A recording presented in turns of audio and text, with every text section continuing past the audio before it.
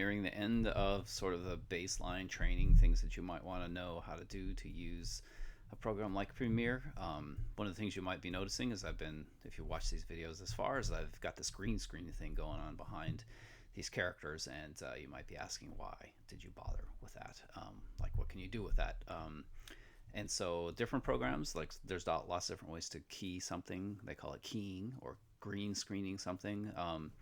But I'll walk you through that now. I'll walk you through that, and then how to maybe loop a piece of footage if that's really helpful for you also. So this is where we're going to combine together a lot of things that we've learned so far, right, and figure out if we can use them wisely, right? So I'm going to go ahead and I'm just going to go up here to File. So I'm going to go to File, New, and I'm going to make I'm going to make myself a new sequence. So I'm going to make this one. I'll just call it like. Sometimes I put the word in here. Sometimes I just rename it by control clicking on it and going down to like rename. But so if I make a sequence that says green screen, and then I just find some like, I want some good goon walks footage here, right? So I'm gonna just drop that in there, and see if I can figure out. I want to have like some footage where these characters walk straight at the camera, right? And I kind of want to loop it over and over and over again. So I would just go to the beginning part where I want this footage to start, maybe right there. Okay, and so I'll just drag the beginning part of this back to this spot, and then I'll do the same thing where they walk out. So maybe I want it to end there, and I'll drag the ending back, or I could cut it if I wanted to, right? So now I just have this one little chunk of footage that I might want to use like as a repeating kind of motif, where it just loops over and over and over again. So again, to zoom in, I can just click on these little sliders down here and zoom in a little bit more. So what I'm going to do is I'm going to grab this footage, and I'm just going to like copy it, right? So I'm just going to go Control C, copy it, and then I'm going to go to a spot a little bit further down the timeline and hit Command V. That'll like again, it'll put these two things together, right? And it will make it so that they are so that the kind of loop that I want is going to kind of happen as it goes through.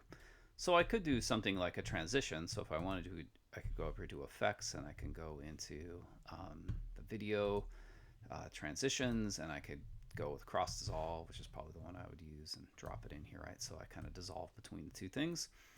And so if that looked kind of good, and that looked like the way I might want it to look, the only other thing I could maybe think about doing would be to just change my scale to sort of crop out all of the green stuff that I've got in there, right? So again, I'm going to want to kind of like remember these numbers like 150 and 785, right? And I'll do the same thing to this piece. So just type those in, 150, 785. Okay, so now hopefully like everything matches, right? Yeah, okay. I got rid of it, and I've got the green screen behind it, right?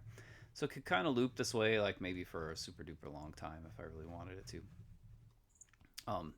And so, that could be a way to kind of loop this, and then if I wanted, I could just click this, copy it, and I don't know how many times I might want this to loop, but I could just paste it in there. Then I just need another cross dissolve between these two, right? And then add another one.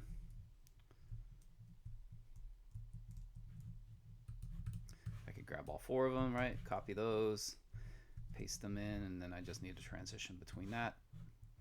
So now I've got this kind of loop that should be kind of like continual, where these figures just kind of come at you like forever, right? And so since I have this in this green screen like sequence now, I can then put that into a different sequence, and it'll be a lot easier to kind of like play around with, right? So again, if I go back to maybe this sequence, let's say I wanted to have these figures look like they're walking towards you in like a a winter landscape. I can't imagine why I would, but let's say I wanted to. I could go ahead and select that sequence, right, and make sure that's the one that's highlighted. I could go back here, and then I can go to the green screen sequence, and I can just drag that over the top of it and nest it on top, right? And so now I can't see anything behind the the figures back there, right? But if I key this now, if I delete this out of there, it'll just loop forever in front of that white uh, winter background. So this is where you can start using some effects that involve keying, which again, if you've played around with the effects much, you will have probably already found these. But if you click on the video effects and you scroll down to the one that says keying and open that, you'll see that there's a whole bunch of options here, right? And there's different kinds of keying effects you can use. Some of them are more like intense than other ones. But if I just click on color key and drop it on there, it's going to give me this option for in the effects controls for which color do I want to key, which just means what color do I want to select and then delete. So if I do that and then like deletes away that color and lets whatever is underneath it show through, right? So right now it's set for blue. I don't really want that. Let's go to, we can okay, let's see. I don't know what's going to happen there. Oops, forgive me. Okay, so if I click on this and just click the green color, right now, you can see that as I crank this color tolerance up, you can see how it's basically just deleting away the green screen, right? So it's kind of like finding all of that green color in my footage and it's deleting it away. I can change the feathering, the edge feathering on that. I can change the thinning of the edges, right? So I can play around with that a whole bunch. But now you see that, okay, my characters are now like, I don't know, they're walking across the water towards you.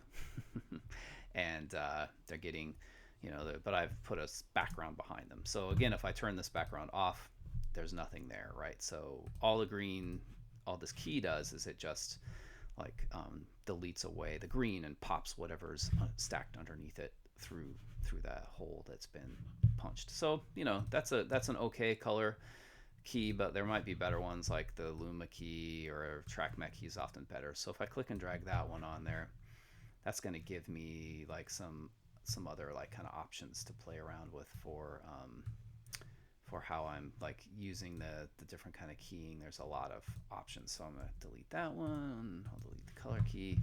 Let's try alpha adjust. That one's one that you can kind of stack on there sometimes, right? And looking just for an alpha key or maybe ultra key. We'll try that one. There you go. So my color, I'm just going to select, grab the eyedropper and do that. And you can see that one actually is quite good. The ultra key is a good solid one. But again, it has a lot of options for controlling, like they call it spill sometimes, or like you're just creating a mat, so it lets you choke it and soften the edges, and there's a whole bunch of things you can do. But now, you know, that's like a pretty solid little key. If I scroll through, like I'm not seeing a lot of that green slip through there.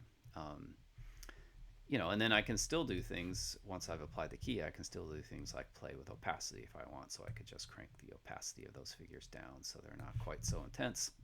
And you know, I could do all kinds of stuff. So there's all kinds of options of things you can do, but you can see how that footage is now looping like in the background forever and ever behind it.